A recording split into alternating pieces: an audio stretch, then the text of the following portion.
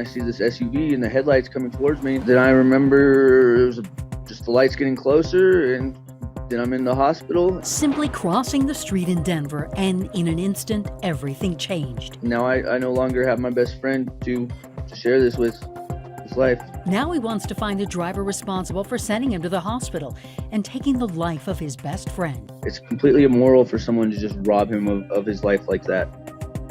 And it hurts. It hurts. Aurora thinks it may have found its next interim police chief if he accepts the job. And a string of unfortunate events. Your car was stolen twice. Twice, yeah. A man in Thornton's trying to get his insurance deductible covered by the repair shop from where his car was stolen. The shop said it wasn't their responsibility until Contact Denver 7 gave them a call. They have a responsibility to protect your car, and they can be held liable.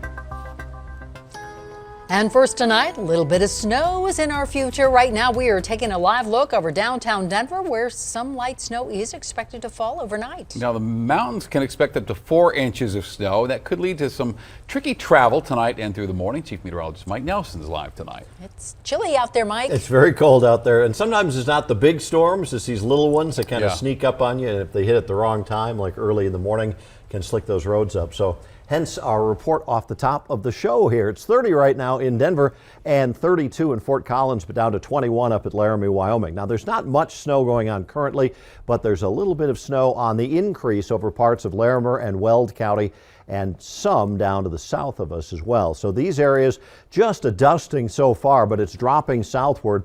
And there's actually a storm system up here in Wyoming. It's not very strong, but it's going to move right down across the Front Range in the Denver metro area between about 11 p.m. and about 4 or 5 a.m. tomorrow morning. So with that, that's going to bring in an inch or so of snow, and as we said, 2 to 4 up into the mountains. That could cause some slick conditions for your Tuesday morning drive. There's more snow coming up on Thursday, and we stay quite cold through Friday of this week. All right, we'll talk about that in a little bit. Thank you, Mike. Well, tonight a 28-year-old is recovering in the hospital and mourning the loss of his best friend. A driver hit both of them this weekend as they crossed the street in downtown Denver. Didn't even bother to stop to help. Denver 7's Patrick Perez begins our in-depth coverage on hit and runs in Colorado. And Patrick spoke with a victim who's hoping this driver responsible is found. I remember it was just the lights getting closer, and then I'm in the hospital, and now I no longer have my best friend. 28-year-old Mitchell Garcia is speaking with us from his hospital bed 2 days after a simple walk across the street changed his life forever. I still think part of my mind hasn't completely acknowledged, some of the facts of this. Mitchell says he was in a crosswalk near 15th and Stout in downtown Denver early Saturday morning when suddenly he and his best friend noticed a driver racing toward them. We see some headlights, and I hear an acceleration of a large vehicle, and I see this SUV and the headlights coming towards me. Mitchell doesn't remember what happened next, only that he woke up in a hospital and that his childhood best friend, Aaron Curtis, did not survive. We've known each other over 23 years since elementary school days. We used to play football together, had the same girlfriends growing up. It was rough. He was a great person. He was very considerate. He was charismatic. All the women and even the men loved Aaron. He was just such a kind person. Hours after the hit and run, Denver police released these photos of the SUV involved. On Monday, police confirmed they had found it, but no arrests have been made. The driver also crashed into property just a few blocks down on Arapahoe. Police are hoping more witnesses will come forward. Usually, most motorists are not careless or kindless or heartless in that sense. So it was very much shocking to experience that as a pedestrian. Mitchell is now focused on recovering from his injuries and seeking justice for himself and Aaron. I would like the individual to come forward, or if anyone has any further information about this incident, if they could help my friend get justice for this vehicular homicide, I think that would bring a lot of closure to so many folks, myself included. This case is one of the more than 20 deadly crashes involving pedestrians so far this year. City of Denver records, so we've been keeping steady at this rate with 23 last year, 19 in 2020, and 23 again in 2019. If you have any information about this case, call Metro Denver Crime Stoppers. In the studio, Patrick Perez, Denver 7. And it's not just Denver. Hit and runs like this are happening all across Colorado. Back in September, I went in depth on just how many pedestrian hit and runs happened across the Front Range by researching how many alerts came from police into our Denver 7 inbox. So from mid-August to the end of September, Denver 7 received reports of 12 hit and runs, and 5 of those were fatal. And this time around, I searched through our Denver 7 inbox and found that we've received 13 hit and run reports since October 1st. So over the last month and a half, 6 people have died in hit and run crashes across the Front Range. 15 others were seriously injured. 6 of the drivers behind those crashes have been found and arrested. 7 drivers are still on the run. Now in Colorado, if you leave the scene of a crash where someone is seriously hurt, you could get up to 6 years in prison and possibly face a $500,000 fine. If convicted, the state will add 12 points to your driving record and revoke your license. The troubled Aurora Police Department may soon have a new leader. Denver 7 Investigates has learned that Art Acevedo is in discussions to become interim chief. Now, current interim chief Dan Oates is planning to step down at the end of the year. Acevedo was the first Hispanic chief for the Houston Police Department of Texas and most recently worked as police chief in Miami, Florida. Now, Acevedo was fired from the Miami job. In fact, he is now suing that department. Aurora did get back to us just within the last half hour saying they would welcome Acevedo's leadership for the department. The city added that he will not commit to the job until he meets with city officials.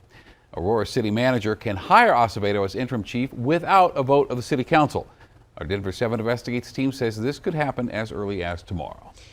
Outgoing Colorado House Speaker Al Garnett has a new role. He is now slated to become the next chief of staff for Governor Jared Polis.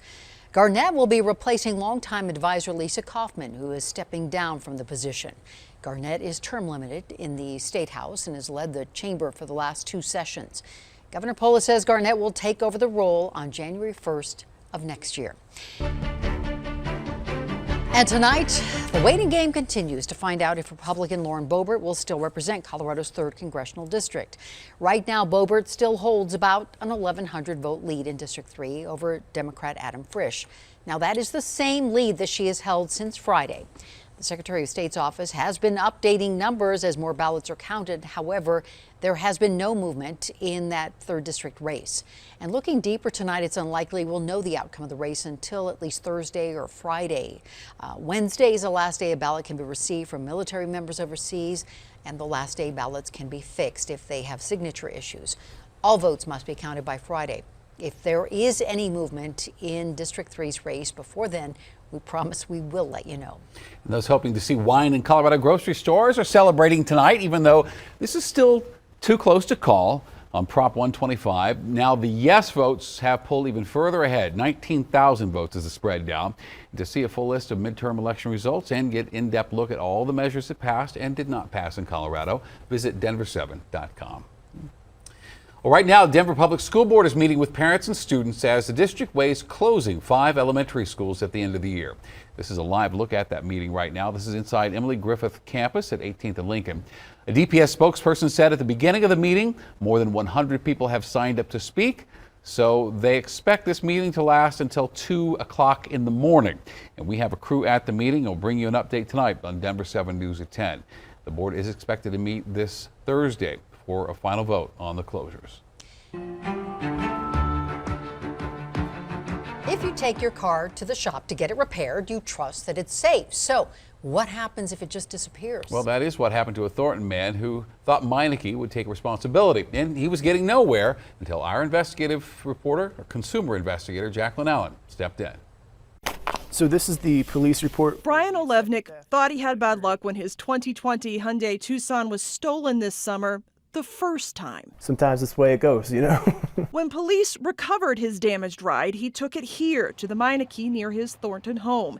And his luck went from bad to worse. Man, we were about to start working on your car and somebody stole it again. So Meineke was supposed to be repairing your car? Correct. And it was stolen from their lot? Yes. Did they take responsibility? They did not. In an email, a Meineke rep states they are not liable, telling him their insurance companies will subrogate or battle out the claim. His insurance paid quickly for the car, minus his deductible, but that's $1,000, and he's been waiting months for a response from Meineke. What I think is happening is the shop and their insurance is delaying and hoping I kind of forget about it and hoping I kind of, just let that $1,000 go. If your car is stolen from a repair shop, who's responsible? So if there's proof that they were negligent and contributed to the theft of your vehicle, they can be responsible. Carol Walker with the Rocky Mountain Insurance Association says reports of cars stolen in shops are spiking,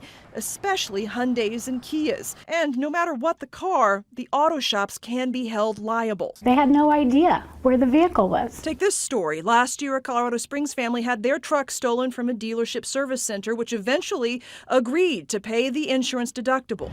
So we reached out to Meineke, and while corporate leaders would not speak on camera, they tell me they are more than willing to work with the customer. We'll keep you posted, but after 5 months of fighting, Brian's luck may finally be changing. What does $1,000 mean to you? $1,000 means a lot. That could be a home repair, that could be part of a mortgage payment. That it's not really fair that they just get to hold it in perpetuity. In Thornton, for Contact Denver 7, I'm Jacqueline Allen. President Joe Biden meets with China's president for the first time in an effort to ease tensions between the two countries. I think that we understand one another, which is the most important thing that can be done. It's going to be cold overnight, but there's also a little bit of snow coming our way. And Denver's getting ready to celebrate the holidays, the events you can enjoy across the city. We truly have something for everyone